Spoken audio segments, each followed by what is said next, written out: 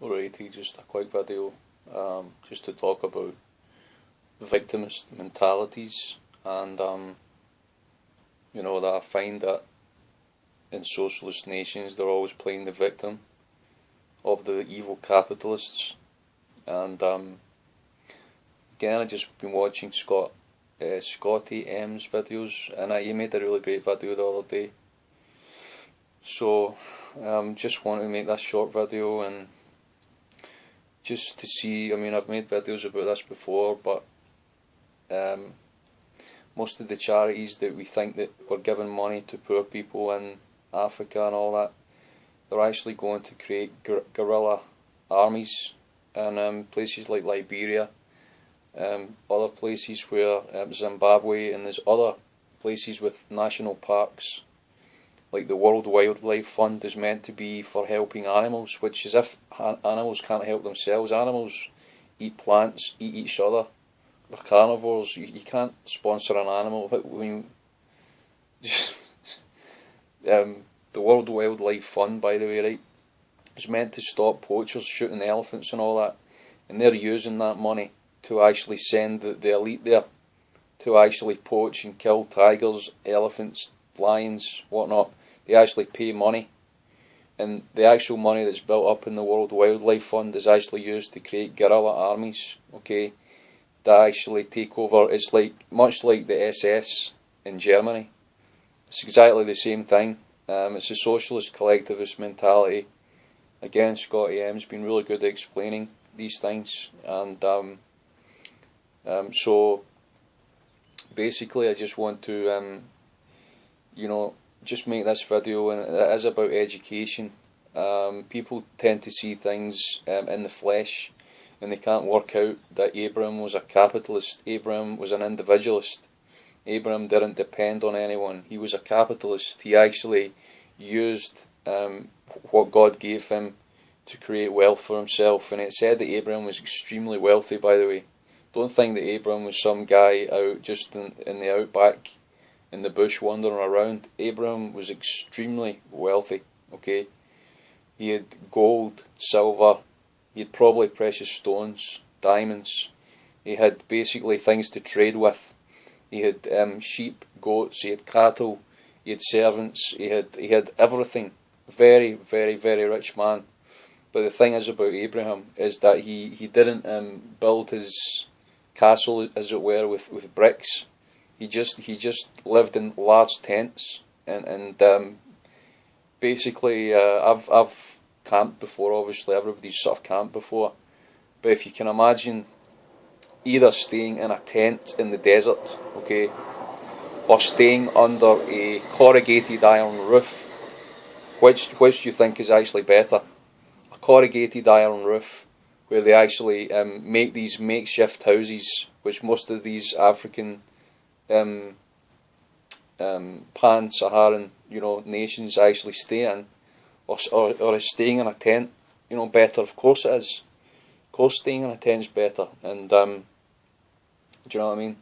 Rather than pour out money to make these makeshift houses, the only real thing you can do in an African nation is to irrigate water, is actually to engineer purification systems for water, and to initiate and to plan better farming. Okay, that's the most important thing in Africa just now. And the thing is that it's so socialist that people just don't know how to do it, because the land that is given to one person, the other person will just go onto that land and start using it without even thinking, because that's what they're pretty much like. They share and share alike, and that's good. But the thinking is not progressive. The thinking is definitely not individualist, and that means nobody can progress except the government people, those that are in government, that are getting the money in from the nations and so on. They're the only ones that are financially prospering. Okay, these are the ones who are financially prospering, building the huge mansions, and I mean huge mansions, by the way. I mean like into double figures of bedrooms and stuff like that with swimming pools. Okay, so these people are not earning their money. It's because they're corporate socialism in their nation. Okay, And strangely, socialism is meant to redistribute the wealth, but that's not what happens. It's not what happens. And again, Scotty is very good at articulating these things and very good at teaching these things, making sense of these things, if you like. You know, there's a lot of isms, and the Bible even talks about the isms. The Apostle Paul talks about isms. Stay clear of the isms. I mean, capitalism is an ism, okay? But Abraham was a capitalist, okay? I mean, it's just a way of thinking. It's a train of thought. You know, if God says He wants to prosper you, and you stay in a socialist nation, then basically all that will happen is that God will keep blessing you, but your blessings will continue to be either stolen or taken away, or aggressively redistributed to other people that basically couldn't care less about worshipping the one true God. They'll have their idols, they'll be alcoholics, they'll be out of their mind with drugs, and they'll just be getting the money in because the government's giving it to them. And is that the way? Is that fair? Does that sound fair to you? Is socialism fair? I don't think so.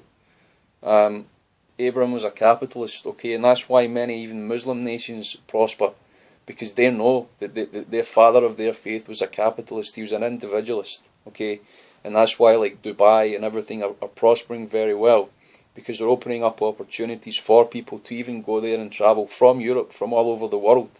I mean, most of the architects there are from Britain. My friend there is a carpenter, or he's a joiner, you know, and he's like head of a site or whatever, you know, in Dubai, and he's doing very well. So basically, capitalism or having a capitalist way of thinking is good and progressive, and will actually prosper a nation in every way. I mean, obviously you need money to do that, but if you actually plan it correctly, you know, the farming and the trade and all of that, you can only have prosperity. Okay, you can only have prosperity. Socialism is again collectivist, which means that fair enough. If I mean, there are people that can't feed themselves, you got to look after the weak in society. But it's up to then the prosperous people then to send teams in, and people do that.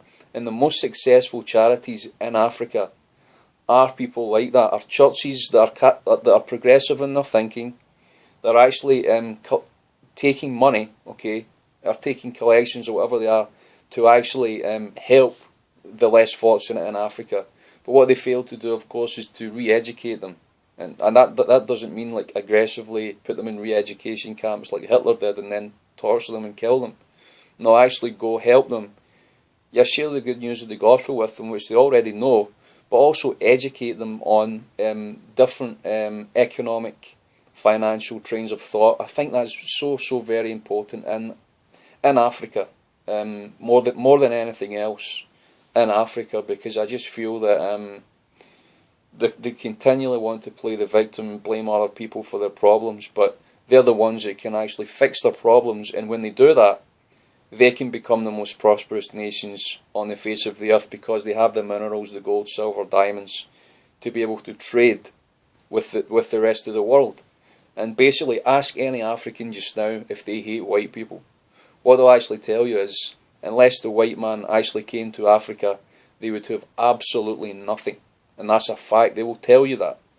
And then you get racist black Americans and so on, just saying that, oh, the white man's done this and done all these bad things. Well, tell an African that then. They will take a white person in their life before they will actually listen to anybody else. And what we should be looking at and focusing on is education as well. Okay, because the white man, they have a saying in Africa that if you've seen a white man, you've seen God. Okay, and that is idolatry, by the way. Even though you can take that as a compliment and all that stuff, it is idolatry. It's up to them to actually think about their financial systems and their government systems, and to stand up and start actually taking account for their own actions and having their own financial goals. It's very true what Scotty says there. So you can just go on his channel. I've left a link to his videos before. I think honestly the videos he's making are very, very, very important. So thanks for listening.